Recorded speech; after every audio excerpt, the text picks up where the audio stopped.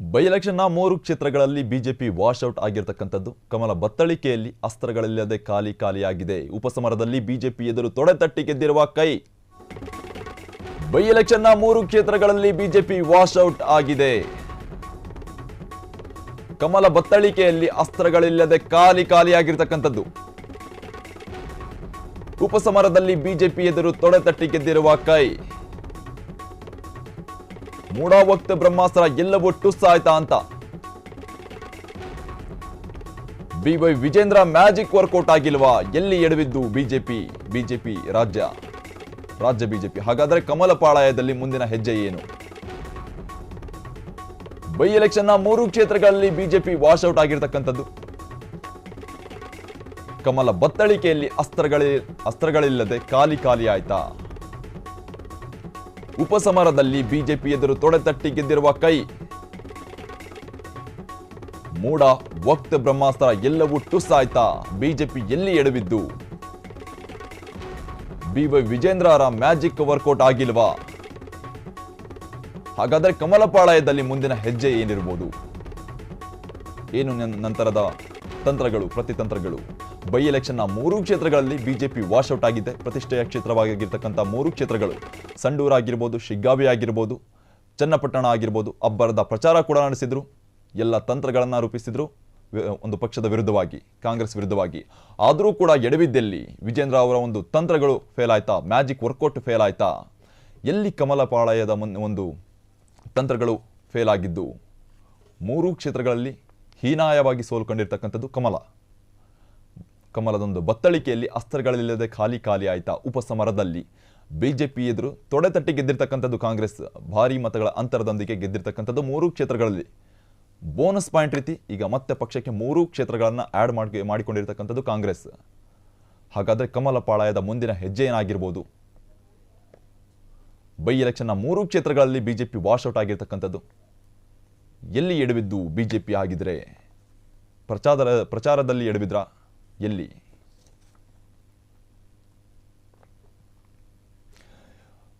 ನಮ್ಮ ಜೊತೆ ಇದರ ಬಗ್ಗೆ ಹೆಚ್ಚಿನ ಮಾಹಿತಿ ನೋಡೋದಾಗಿ ಸಂಧ್ಯಾ ಸೊರಬ ವಿಶೇಷ ಪ್ರತಿನಿಧಿಯವರು ಜಾಯ್ನ್ ಆಗಿರ್ತಕ್ಕಂಥದ್ದು.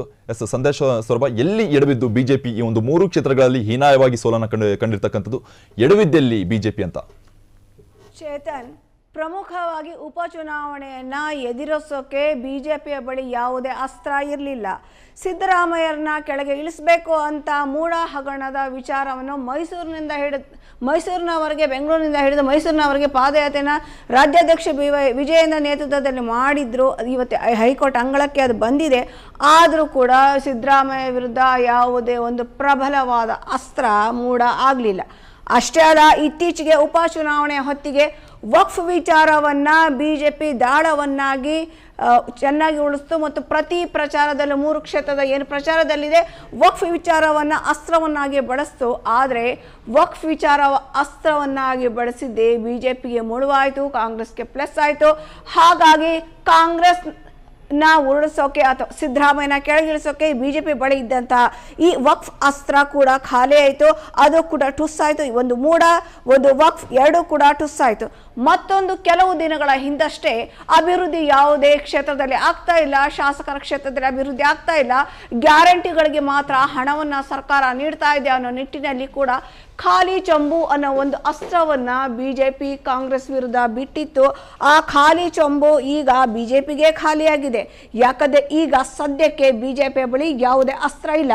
ಒಂದು ಮೂಡಾ, ಒಂದು ವಕ್ಫ್, ಹಾಗೆ ಖಾಲಿ ಚಂಬು ಸೇರಿದಂತೆ ಯಾವುದೇ ವಿರುದ್ಧದ ಅಸ್ತ್ರಗಳು ಕೂಡ ಸರ್ಕಾರನ ಉಳಿಸೋಕೆ ಇಲ್ಲ. ಸಿದ್ದರಾಮಯ್ಯ ಎಷ್ಟರ ಮಟ್ಟಿಗೆ ಸ್ಟ್ರಾಂಗ್ ಆಗಿದ್ದಾರೆ ಸರ್ಕಾರದಲ್ಲಿ ಅಂತ ಅಂದರೆ ಅವರನ್ನು ಉಳಿಸಿದ್ರೆ ಸರ್ಕಾರನೇ ಇರೋದಿಲ್ಲ. ಹಾಗಾಗಿ ಅವರನ್ನು ಮೊದಲು ಉಳಿಸಬೇಕು ಅಂತ ಮೂಡಾ ವಿಚಾರನ ಇಟ್ಟುಕೊಂಡು ಅವರ ಹೆಂಡತಿಯ ಹೆಸರಿನಲ್ಲಿ ಏನು ಒಂದು ವಿವಾದ ಹಗರಣ ಆಗಿತ್ತು ಮೂಡಾವನ್ನ, ಅದನ್ನು ಹೈಕೋರ್ಟ್ ಅಂಗಳದವರೆಗೂ ಕೂಡ ಬಿಜೆಪಿ ತಂತು. ಆದರೆ ಪ್ರಬಲವಾದ ಅಸ್ತ್ರವಾಗಿ ಅದು ಬಳಕೆ ಆಗಿಲ್ಲ.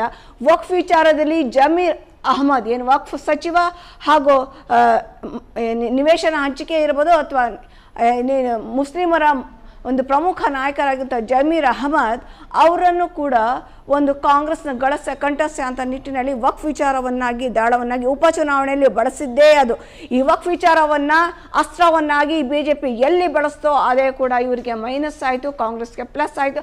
ಹಾಗಾಗಿ ಈ ಸಮುದಾಯದ ಮತಗಳು ಕೂಡ ಕಾಂಗ್ರೆಸ್ಗೆ ಹೋಯ್ತೇ ಹೊರತು ಮೈತ್ರಿಕೂಟಕ್ಕೆ ಬರಲಿಲ್ಲ, ಬಿಜೆಪಿಗೆ ಬರಲಿಲ್ಲ. ಎಷ್ಟೇ ಆದರೂ JDSನ ಸಪೋರ್ಟ್ ತಗೊಂಡ್ರು ಕೂಡ ಬಿಜೆಪಿ ಕಾಂಗ್ರೆಸ್ನ ವಿರುದ್ಧ ಸ್ಟ್ರಾಂಗ್ ಆಗಿ ನಿಲ್ಲೋಕ್ಕೆ ಸಾಧ್ಯ ಆಗ್ತಿಲ್ಲ. ಅಭಿವೃದ್ಧಿ ಹೆಸರಿನಲ್ಲಿ ಬರೀ ಗ್ಯಾರಂಟಿ ಮಾತ್ರ ನೀಡ್ತಾ ಇದೆ, ಯಾವುದೇ ಯೋಜನೆಗಳಿಗೆ ಹಣ ನೀಡ್ತಾ ಇಲ್ಲ ಅಂತ ಖಾಲಿ ಚೊಂಬನ ಅಸ್ತ್ರವನ್ನಾಗ್ಬಿಡ್ತು. ಆದರೆ ಆ ಖಾಲಿ ಚೊಂಬೆ ಬಿಜೆಪಿಗೆ ಖಾಲಿ ಚೊಂಬ ಆಯಿತು. ಹಾಗೆ ಯಾವುದೇ ಅಸ್ತ್ರ ಕೂಡ ಇಲ್ಲ. ಈಗ ಇನ್ಯಾವ ಅಸ್ತ್ರವನ್ನು ಬಳಸಬೇಕು? ಯಾಕಂದರೆ ಆಪರೇಷನ್ ಕಮಲದ ಮೂಲಕ ಸರ್ಕಾರನ ಹಿಂದೆ ಬಿಜೆಪಿ ರಚಿಸಿತು. ಈಗ ಆ ಪ್ಲಾನ್ ಮಾಡೋಕ್ಕೆ ಇದಿಷ್ಟು ಅಸ್ತ್ರವನ್ನು ಮಾಡ್ತಾ ಇದೆ. ಆದರೆ ಕೂಡ ಅಷ್ಟು ಸುಲಭವಾಗಿ ಕಳೆದ ಬಾರಿ ಮಾಡಿದಂಥ ತಪ್ಪನ್ನು ಕಾಂಗ್ರೆಸ್ನ ಯಾವುದೇ ನಾಯಕರು ಮಾಡೋಕ್ಕೆ ಸಾಧ್ಯ ಇಲ್ಲ.